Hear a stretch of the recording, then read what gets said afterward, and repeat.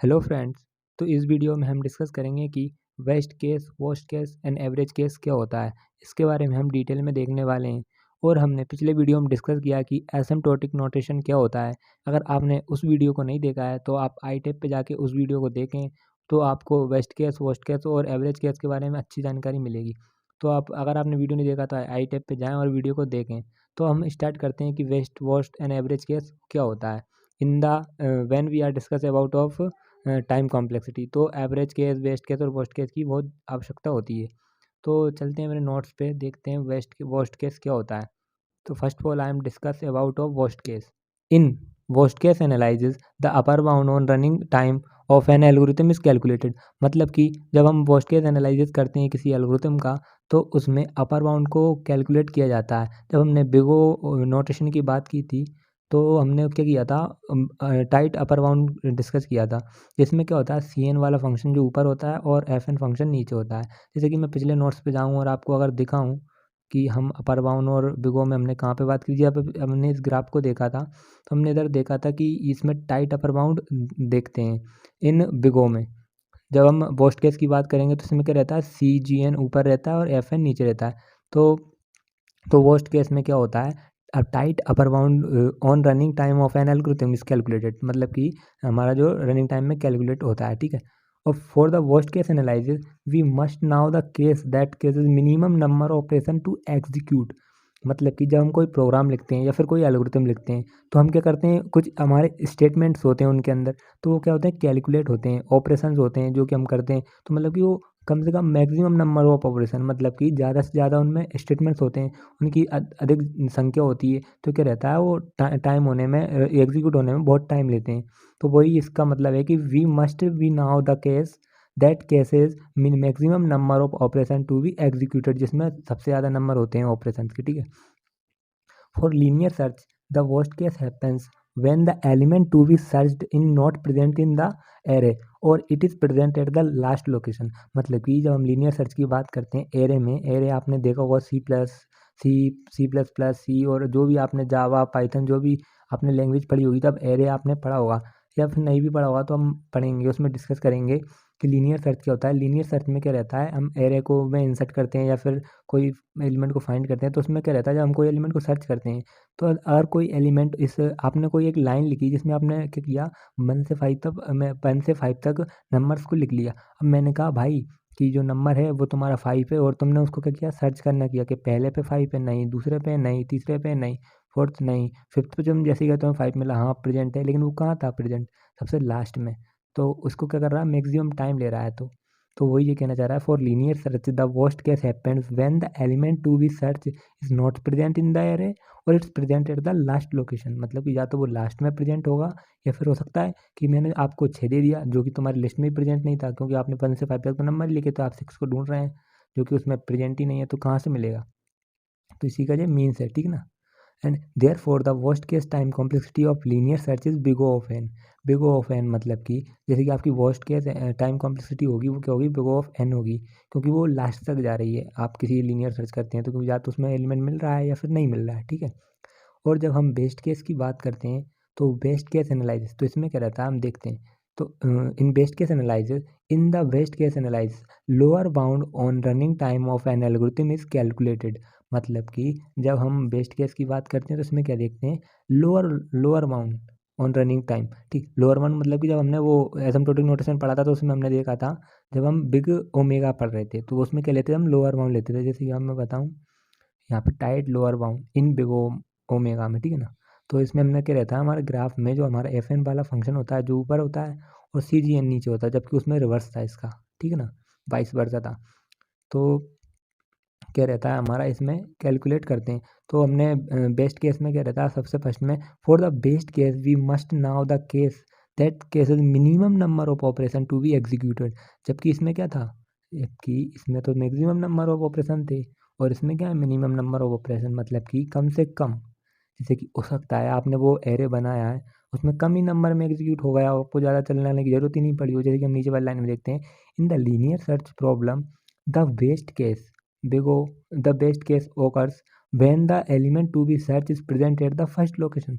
मतलब कि linear search में क्या हो सकता है, जैसे कि मैंने कहा आपसे 1 से 5 तक आप नंबर्स को लिखो और मैंने कहा भाई कि मुझे 1 है जो सर्च करके दिखाओ। तुमने जैसे ही सर्च किया तो तुम फर्स्ट पोजीशन पे 1 की लोकेशन मिल गई। तुमने कहा भाई मुझे 1 पे 1 की पोजीशन मिल गई है फर्स्ट टाइम पर ही, मतलब तुमने एक ही बार एग्जीक्यूट किया और फर्स्ट टाइम में तुम्हें पता चला मेरा 1 मुझे मिल गया। तो क्या हुआ, ये बेस्ट केस हुआ तुम्हारा कि तुम्हें पहली ही बार में तुम्हें पहला जो मैंने एलिमेंट दिया है वो तुम्हें मिल चुका है, तो it is a best case, ठीक है ना। इसमें आपको ज़्यादा टाइम रन करने की ज़रूरत नहीं पड़ी। The number of operation in the best case is constant not depends on an, मतलब कि जब इसमें क्या रहता है नंबर ऑफ ऑपरेशन होते हैं, जैसे कि हमने कोई स्टेटमेंट्स लिखे बहुत सारे ऑपरेशन लेकिन इन और प्रोग्राम और एल्गोरिथम, तो उसमें क्या रहता है हमारा कांस्टेंट रहता है कि हमारा हाँ भाई हमने एक ही बार चलाया उसके बाद हमने चलाया ही नहीं। ये उस पे डिपेंड नहीं करता हमारी वैल्यू एन, मतलब कि एनी वैल्यू 1 2 3 4 5 6 7 8 अनलिमिटेड, मतलब जितनी भी हम चाहें सो ऑन। तो मतलब कि हम जिसमें बेस्ट केस की जब हम बात करेंगे तो उसमें क्या करेंगे, number of operation in the best case is constant, ठीक है ना, कांस्टेंट रहेगा हमेशा, जो कि बिग ऑफ 1 होगा। So the time complexity of linear search is best case would be big of 1, ठीक है ना। It is a constant time complexity in a best case, ठीक है ना। जब हम बेस्ट केस की बात करेंगे तो उसमें कांस्टेंट टाइम कॉम्प्लेक्सिटी देखेंगे। अब हम एवरेज केस की बात करते हैं, समथिंग डन, ठीक है ना। In average case analysis we take all possible input and calculate computing time for the all the input, मतलब कि इसमें क्या होता है जब हम एवरेज केस की बात करते हैं तो all positive inputs and calculate computing time for all the input, मतलब कि इसमें इनपुट और कैलकुलेट में कंप्यूटिंग टाइम है उन दोनों को हम देखते हैं, ठीक है ना। Sum all the calculated value and divide the sum by total number of inputs, ठीक है ना। तो इस प्रकार हम एवरेज केस को भी निकाल सकते हैं with the help of average case analysis, ठीक है ना। अब इसके कुछ टिप्स हैं जिनके बारे में हम डिस्कस करेंगे। तो एक बार मैं आपको दोबारा से बताता हूँ, जो बोस्ट केस होता है उसमें तो हम मैक्सिमम नंबर ऑफ ऑपरेशन होते हैं हमारे, इसमें मिनिमम नंबर ऑफ ऑपरेशन। और जो एवरेज केस, एक आप एक सीधली आप अगर देखें इजी लैंग्वेज में तो आप बीच का देख सकते हो एवरेज केस, ठीक है ना। ओके, इसमें हम एवरेज केस देखते हैं। Then we will discuss about some tips to find out the time complexity of an algorithm. तो इसमें क्या रहता है, जब हमने अभी बात किया था big of n big of 1, तो ये कहते हैं हमारा टाइम कॉम्प्लेक्सिटी थी। अब हम बिग ऑफ एन की बात करते हो, हम हो सकता है कभी कभी हमको ये क्वेश्चन रहता है find the time complexity of this algorithm, ये आपको 1 नंबर में या 2 नंबर में इन योर एग्जाम। तो आप ऐसा तो है नहीं आप एक स्टेटमेंट को आप देखोगे रन करके, तो आप ऐसे तो नहीं होना चाहिए ना, हमको क्या एल्गोरिथम देख के आपको बताना आना चाहिए टाइम कॉम्प्लेक्सिटी क्या होगी। तो हम कुछ टिप्स हैं जो मैं तुमको बताना चाहूँगा।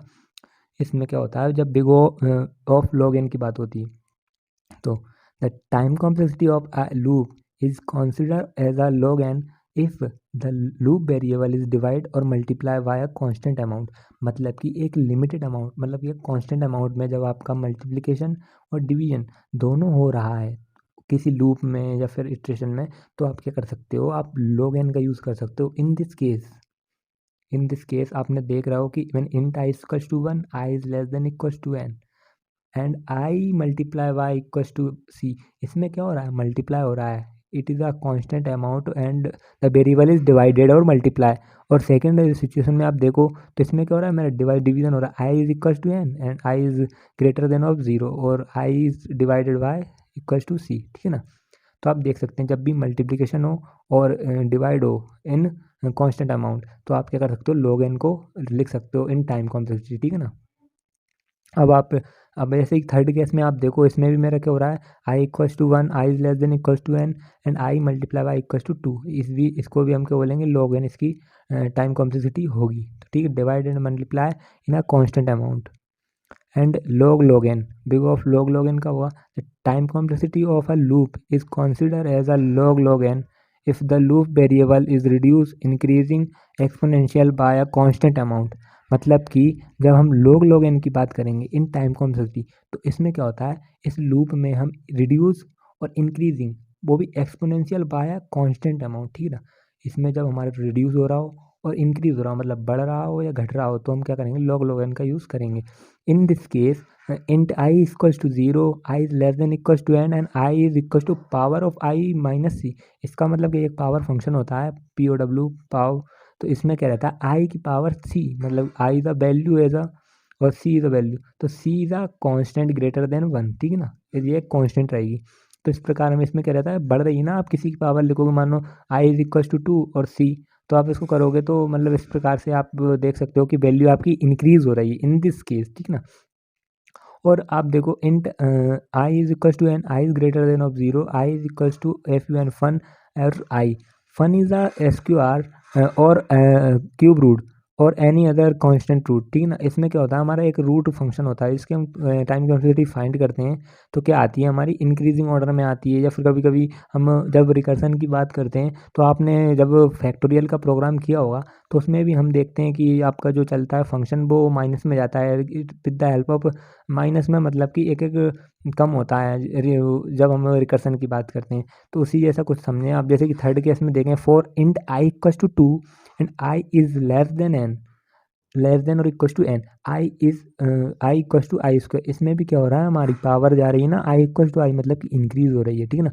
When ever we are discuss about of the log n, तो in this case we your algorithm is reduce और इंक्रीजिंग बाय कांस्टेंट अमाउंट, ठीक ना। कांस्टेंट अमाउंट में इसमें इंक्रीज भी हो रही है और डिक्रीज भी हो रही है, तो इस प्रकार से आप कर सकते हैं, क्योंकि आप में देखो तो क्यूब रूट में डिक्रीज भी ले सकते हैं अपन, ऐसा कैलकुलेट कर सकते हैं, ठीक है। और बिग ऑफ एन, एन की पावर कुछ भी हो सकती है, एन स्क्वायर, एन सी, कुछ भी। तो आप इसमें देखो time complexity of nested loop is equals to the number of times the inner most statement is executed, inner most statement means this one, ठीक है ना। The time complexity of nested loop is equals to the number of time the inner most statement is executed, ठीक है। Owner inner most statements मतलब कि यहाँ पे या फिर इनके अंदर। और नेस्टेड लूप क्या होता है, आपको नेस्टेड लूप के बारे में पता ही होगी, जब कोई लूप एक लूप के अंदर हो, जैसे एक फॉर लूप है, इसके अंदर क्या लिखा है, ये दूसरा फॉर लूप दिया, this is a called nested loop. तो आप जब इस केस की, जब आपको कोई लूप दिया हुआ है या नेस्टेड लूप है, तो आप इस प्रकार उसकी टाइम कॉम्प्लेक्सिटी निकाल सकते हैं, जिसमें क्या होता है, आप इसकी टाइम कॉम्प्लेक्सिटी देखोगे तो आपकी आएगी एन, और आप इसके अंदर देखोगे तो ये, क्योंकि इसके अंदर है इसकी एन, तो इसकी एन, तो एन और एन कितनी हो मल्टीप्लाई में आएंगी, तो n square is time complexity of this loop, ठीक है ना। देन इस लूप को आप अगर देखो तो int i equals to n, i is greater than of zero, i minus i equals to c, and in inner loop, inner loop में क्या हो रहा है, हमारी यहाँ पे तो एन की वैल्यू एन ही है, but inner loop j is equal to i plus one, मतलब आई से एक ज़्यादा, जब आई की वैल्यू 2 होगी तो जे की वैल्यू 4 होगी, 3 होगी, जब आई की वैल्यू 3 होगी जब, तो जे की वैल्यू हमारी 4 होगी, ठीक ना। इस प्रकार i is less than equal to n, j plus equal to c. यहाँ पे क्या हो रहा है, हमारा एन और एन, मतलब कि जब हमारे फर्स्ट केस में देखें तो इसकी टाइम कॉम्प्लेक्सिटी क्या रहेगी एन, और जो कि एक आउटर लूप है, और इसके अंदर इनर लूप की टाइम कॉम्प्लेक्सिटी क्या रहेगी एन। तो इन दोनों का मल्टीप्लाई होगा, अगर ये इनर लूप हैं, अगर ये डिपेंडेंट लूप हैं, अगर ये दोनों एक दूसरे पर डिपेंड कर रहे हैं तो, ठीक है ना, क्योंकि ये दोनों एक दूसरे पर ही डिपेंड हैं, है ना, डिपेंडेंट। तो इस प्रकार से एक नेस्टेड लूप हुआ, तो इन दोनों का क्या करेंगे, स्क्वायर करेंगे, तो इसकी टाइम कॉम्प्लेक्सिटी कितनी आएगी, big of n square, it is the time complexity. For example selection sort and insertion sort have big of n square time complexity. तो ये क्या होता, सॉर्टिंग एल्गोरिथम्स होती हैं, जिनके बारे में हम देखेंगे आगे डीएसए में, जब हम सॉर्टिंग की बात करेंगे तो उसमें आएगा हमारा, तो हम उसके बारे में और कम्प्लीटली डिस्कस करेंगे, बिल्कुल, ठीक है ना। अब बिग ऑफ एन, अब हमारी time complexity big of n कब हो सकती है, तो time complexity of a loop is consider as a big of n if the loop variable is incremented और decremented by the constant amount, जब increment हो रहा हो और डिक्रीमेंट हो रहा हो। अब किस प्रकार से इंक्रीमेंट होगा और किस प्रकार से डिक्रीमेंट होगा, ठीक है। अब आप देखो इस लूप में int i is equal to one, i is less than of equal to n, and i plus equal to c, ठीक है, ये हमारा लूप दिया हुआ है। अब इसमें हमारा क्या हुआ है, ये हमारी एक, इसकी अगर टाइम कॉम्प्लेक्सिटी देखें तो आप इसकी क्या होगी, n plus one time complexity होगी। क्यों होगी एन प्लस वन, क्यों, ये आप देखो आपका लूप चल रहा है 1 से n तक, मतलब कि आई की वैल्यू 1 मानो, एन की वैल्यू अज्यूम करो आप 5 है, तो आपका ये लूप कब तक चलेगा, 1 के लिए चलेगा, 2 के लिए चलेगा, 3 के लिए चलेगा, 4 के लिए चलेगा, क्योंकि और 5 के लिए भी चलेगा, क्योंकि इसमें इक्वल टू लगा, 5 के लिए भी चलेगा। लेकिन लूप तो आपका 6 के लिए भी चलेगा, जिसमें क्या चेक करेगा, फाइल्स कंडीशन चेक करेगा, जिसमें कि हमारा जो टर्मिनेट होगा प्रोग्राम, तो ये फाइल्स कंडीशन पे ही तो होगा, 6 के लिए चलेगा, जब भी तो उसको पता चलेगा हाँ हमको 5 तक ही चलना था, जिसमें हमारा प्रोग्राम टर्मिनेट होगा, तो इसलिए हम इसकी n प्लस वन लेंगे। देन इस वाले लूप में आप देखें तो for int i equal to n and i is greater than of zero, और i is i is equals to minus c. ठीक है, इसमें आप देखें तो आप देखेंगे कि जैसे कि मैंने इस वाले की देखी टाइम कॉम्प्लेक्सिटी n प्लस बनाई, और इसकी भी आप देखोगे कि आई से तो स्टार्ट हो रहा है, ये कि इनर लूप तो है नहीं, ये आउटर लूप है दोनों, मतलब कि ये दोनों एक दूसरे पे डिपेंड नहीं है, इंडिपेंडेंट लूप है ये, इंडिपेंडेंट। ठीक है ना, ये डिपेंडेंट लूप नहीं है, इंडिपेंडेंट लूप है, ये भी नेस्टेड लूप भी नहीं है। ठीक है ना, तो नेस्टेड लूप में क्या होता है, एक के अंदर एक लूप होता है, जबकि यहाँ पे ऐसा कुछ नहीं है। तो इसकी भी टाइम कॉम्प्लेक्सिटी n+1 होगी, और इसमें देखोगे आप तो इसकी भी हमारी टाइम कॉम्प्लेक्सिटी n+1 होगी, क्योंकि आप देखो i इक्वल्स टू 1 से i less than equals to 1 and i plus equals to n 1। ठीक है ना, इसमें क्या रहता है, n स्क्वायर टाइम कॉम्प्लेक्सिटी हम जब बात करते हैं तो उसमें हमारा वो आता है, जैसे कि नेस्टेड लूप, इसके अंदर इन दोनों का मल्टीप्लाई होगा क्योंकि ये नेस्टेड लूप है। और जबकि जब हम बिग ऑफ n की बात करते हैं तो इसमें इंडिपेंडेंट लूप आते हैं जो कि नेस्टेड लूप नहीं होते। ठीक है ना, जैसे कि लाइक है लीनियर सर्च, जो कि हम सर्चिंग करेंगे। ठीक है ना, c in this case c is a positive integer is a constant, मतलब वही कांस्टेंट जिसकी हमने बात करी थी। ठीक है ना, और अब big of one time complexity क्या होगी, क्योंकि ये तो क्वेश्चन बहुत आता है भाई, बिग ऑफ वन और big of n, log n, जो मैंने आपको बताया ये मोस्ट ही है। एक प्रकार से इन क्वेश्चन को आप अच्छे से देखें और समझने की कोशिश करें। और हम बिग ऑफ वन की बात करते हैं, time complexity of a function, और time complexity of a function को set of statement is considered as big of 1 if does not contain any loop recursion and call to any other non constant time function।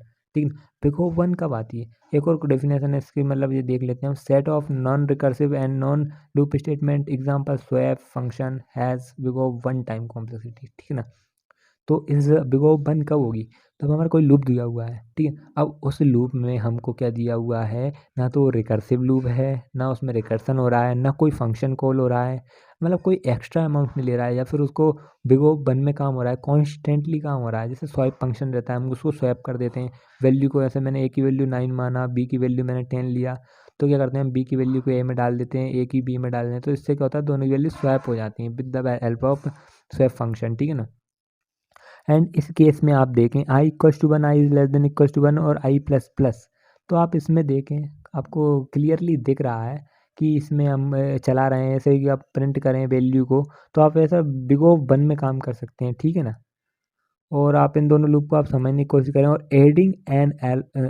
Adding an element to the front of a link list, मतलब कि हम link list की बात करते हैं तो उसमें क्या रहता है, जब हम एरे की बात कर लेते हैं, फिलहाल में एरे में भी हम आपको बात करेंगे, लेकिन इंसर्शन की अगर हम बात कर रहे हैं ऐड करने की एलिमेंट, तो हम लिंक लिस्ट पे जाते हैं। लिंक लिस्ट में अगर कोई आप एलिमेंट ऐड करना चाहते हैं तो आप फर्स्ट में ऐड कर दें, तो उसको आप फर्स्ट में आप ऐड करोगे with the help of insertion, तो आप उसको फर्स्ट में ही इंसर्ट कर दोगे, आपको आगे जाने की ज़रूरत नहीं पड़ेगी। तो जब बिग ओ वन में काम होता है आपका। ठीक है ना, जो कि कांस्टेंट अमाउंट होती है। अब इसमें हम एक फंक्शन के बारे में बात करेंगे जो कि हमारा ग्रोथ रेट फंक्शन है, इसकी हम टाइम कॉम्प्लेक्सिटी को किस प्रकार से फाइंड कर सकते हैं। आपको एग्ज़ाम में ऐसा कोई फंक्शन दिया रहेगा, एल्गोरिथम का या कोई प्रोग्राम, इसमें आपको क्या निकालना है, आपको इसकी टाइम कॉम्प्लेक्सिटी बताना है किस टर्म्स में आएगी, और आपको टर्म्स दे देगा, ऐसा बिग ओ में निकालना है, बिग ओ थीटा में निकालना है, या ओमेगा में निकालना है। तो आप जैसे अभी फ़िलहाल में बिग ओ में निकालते हैं, तो इसकी आप देखें फर्स्ट वाला स्टेटमेंट कितनी बार एग्जीक्यूट होगा, अगर जब हम प्रोग्राम को रन करेंगे तो 1 टाइम्स, बिग ओ 1 टाइम्स। ठीक है ना, और आप लूप की बात करें तो आपका लूप कितनी बार रन होगा, i equals to 1, i is less than equals to n और आई प्लस प्लस। आप देखो यहाँ पे आपकी कंडीशन कितनी बार चलेगी, n+1 टाइम चलेगी, क्योंकि 1 टाइम में तो आपकी कंडीशन फाल्स होगी ना। जैसे कि आप आई की वैल्यू 1 सपोज कर रहे हैं और एन की वैल्यू आप 5 सपोज कर रहे हैं, तो आपका लूप चलेगा 1 टाइम चलेगा, 2 टाइम चलेगा, 3 टाइम चलेगा, 4 टाइम चलेगा, और 5 टाइम्स भी चलेगा, क्योंकि आपने इक्वल टू लगाया है। देन 5 के बाद वो 6 टाइम जब भी चलेगा तो वैसी कंडीशन फाल्स होगी, लेकिन लूप तो हमारा 6 टाइम ही चला ना 6 टाइम। तो इस प्रकार हम n+1 लिखेंगे, 1 टाइम्स कंडीशन इज फॉल्स। ठीक है, अब m इक्वल्स टू m+2, ये स्टेटमेंट कितने टाइम चलेगा, जो हमारा n टाइम चलेगा। क्यों चलेगा n टाइम, जब आपने कोई लूप लगाया तो आप चला रहे हो वैल्यू 1 के लिए तो भी ये एग्जीक्यूट होगा, 2 के लिए भी एग्जीक्यूट होगा, 3 के लिए भी, जितना n है, मतलब कि जितना नंबर ऑफ ऑपरेशन या फिर नंबर दिया हुआ है अपन को, जितनी बार ऑपरेशन जो चलेगा, तो n टाइम्स।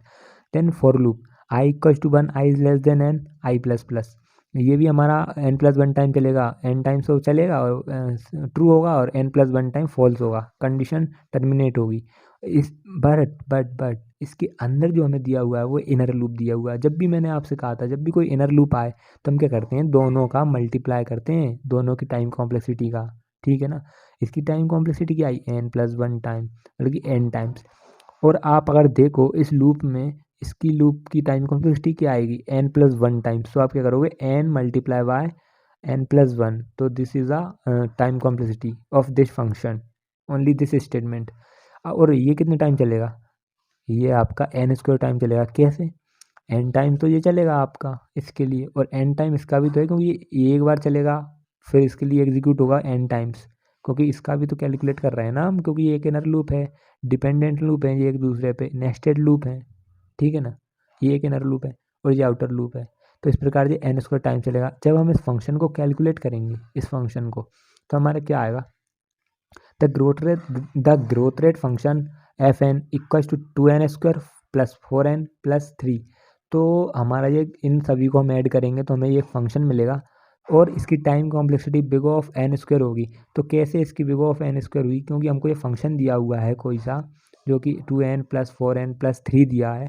इसकी टाइम कॉम्प्लेक्सिटी हम निकालेंगे तो n² आएगी, जिसमें हम बिग सबसे लार्जेस्ट देखते हैं वैल्यू क्या रहेगी, तो n² ही तो रहेगी। इसको आप हटा दें 3 4n को, क्योंकि आप मैक्सिमम वैल्यू को देख रहे हैं, मैक्सिमम टाइम कॉम्प्लेक्सिटी हमको लेना है बिग ओ के लिए। तो आप टाइम कॉम्प्लेक्सिटी क्या लिखोगे, बिग ओ ऑफ n² ही तो आएगी इसकी टाइम कॉम्प्लेक्सिटी। तो इस प्रकार हमने इस फंक्शन को अच्छे से समझा है। अगर आपको फिर भी समझ में नहीं आया हो तो आप एक बार इसको अगेन से देखें और समझने की कोशिश करें। उससे पहले, इस फंक्शन को सॉल्व करने से पहले एक बार आप इसको इन सभी नोट्स को एक बार आप अगेन से पढ़ें, जिससे कि आपको पता चलेगा log n कब आता है और log n कब आता है, बिग O 1 कब आता है, n² कब आता है। और इसमें आप ये भी देखें कि बेस्ट केस और वर्स्ट केस और एवरेज केस क्या होता है और इसको किस प्रकार से हम डिस्कस करते हैं। तो हमने इस प्रकार एवरेज केस, वर्स्ट केस, इसके बारे में हमने डिस्कस कर लिया है, और हमने पिछले वीडियो में टाइम कॉम्प्लेक्सिटी और डेटा स्ट्रक्चर के इंट्रोडक्शन को भी पढ़ा है। अगर आपने उन वीडियो को नहीं देखा है तो आप प्लेलिस्ट में जाके उन वीडियो को एक्सेस कर सकते हैं, और आपको मैं सारे मेरे नोट्स को with the help of link source में आपको अवेलेबल करा दूंगा डिस्क्रिप्शन में, ठीक है ना। और आप डेटा स्ट्रक्चर की प्लेलिस्ट को ईजिली एक्सेस कर सकते हैं। तो thank you for guys watching this video, bye bye.